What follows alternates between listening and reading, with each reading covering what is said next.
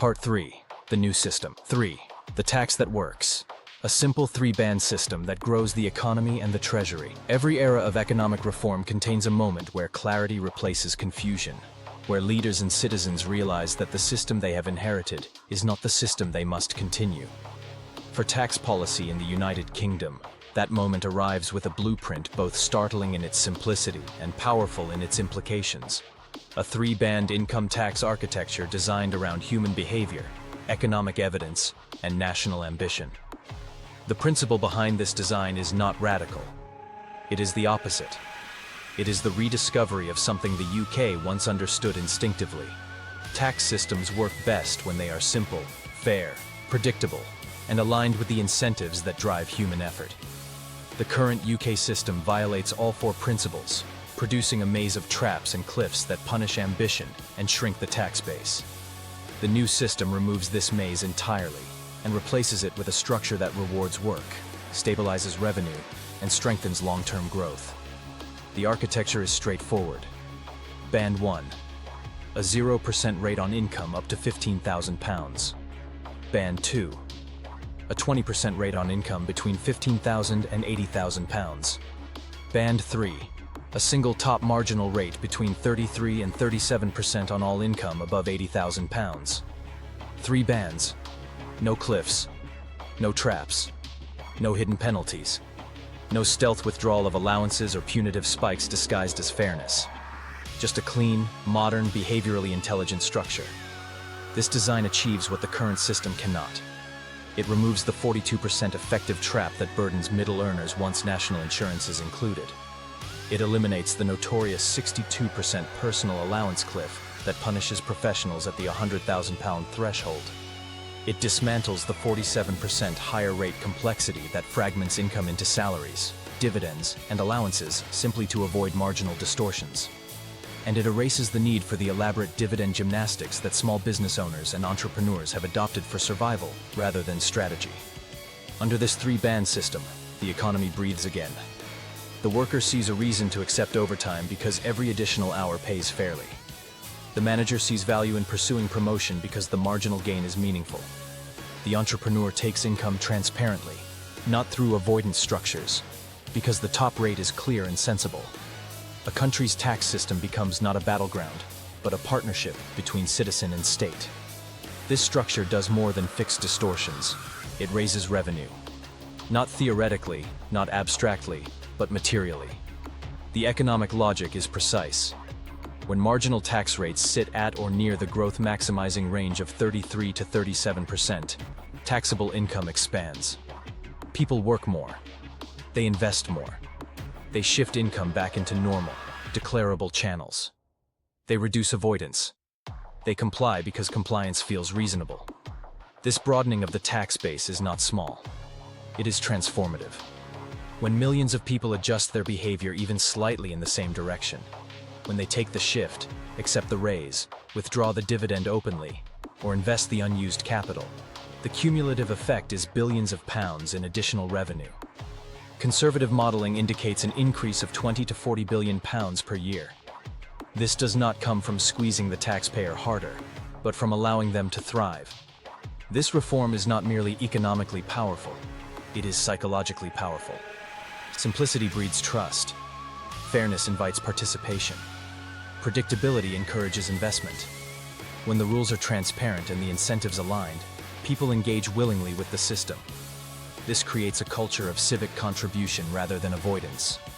And in a nation where trust in institutions has been eroded by years of complexity, opacity, and shifting rules, this psychological restoration is almost as valuable as the revenue itself. The three-band system strengthens the nation across every socio-economic group. Low earners benefit first and most obviously. A 0% rate on the first £15,000 of income provides immediate relief. It increases disposable income, strengthens the labor market, and encourages participation.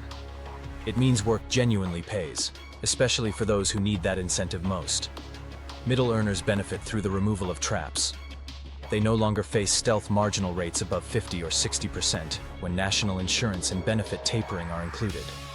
They experience a tax system that feels intuitive rather than adversarial. They can plan their financial lives without second-guessing thresholds or penalties. Their promotions are rewarded, not punished. High earners benefit through stability and rationality. A top rate in the mid-30s is competitive globally, removing the instinct to relocate income or physical residency. It is low enough to encourage ambition, yet high enough to sustain the nation. Crucially, it eliminates the 62% cliff at £100,000, a level of punitive design found in almost no other advanced economy. The Treasury benefits through the stabilization of the revenue base. Instead of relying on fluctuating avoidance, erratic behavioral responses, or the shrinking taxable income associated with punitive rates, the government receives a more predictable and durable flow. Revenue is built on broad participation rather than narrow extraction. This stabilizes long-term fiscal planning and makes public services easier to fund sustainably. And the entire economy benefits. Productivity rises when effort is rewarded. Investment increases when returns are predictable. Innovation accelerates when entrepreneurs are not trapped in administrative distortions. Economic dynamism grows when the system stops discouraging ambition. Critically, this system is not regressive. It is not ideological. It is not a vehicle for tax cuts disguised as reform. It is a scientifically grounded equilibrium that collects more from the nation by ensuring the nation can produce more. It is the tax architecture that aligns fairness with growth, contribution with reward, and the ambitions of citizens with the revenue needs of the state. The three-band system succeeds where the current system fails because it recognizes a basic truth. People respond to incentives. Tax systems built without this recognition collapse from behavioral pressure. Systems built with this recognition thrive. The UK can no longer afford to ignore the behavioral dimension of taxation. It cannot continue to assume that increasing nominal rates increases real revenue. It cannot continue to disregard the evidence that moderate, clear marginal rates yield the strongest outcomes. The simplicity of the proposed structure is not a weakness, it is a strength. It removes layers of needless rules, thresholds, and administrative burdens that cost billions to enforce and billions more to navigate.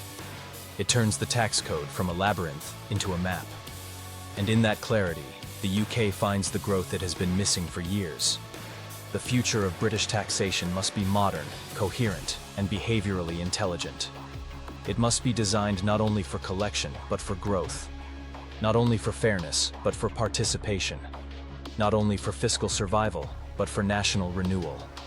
This three-band system embodies that future.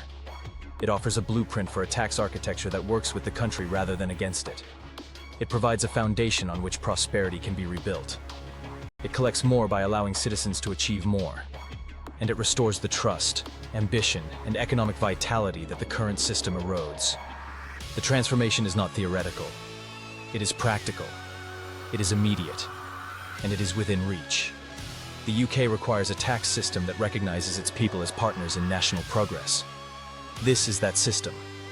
The question now is not whether such reform is possible. It is whether the country is ready to embrace a design that collects more, grows more, and strengthens everyone. The answer, ultimately, will define the next era of Britain's economic story.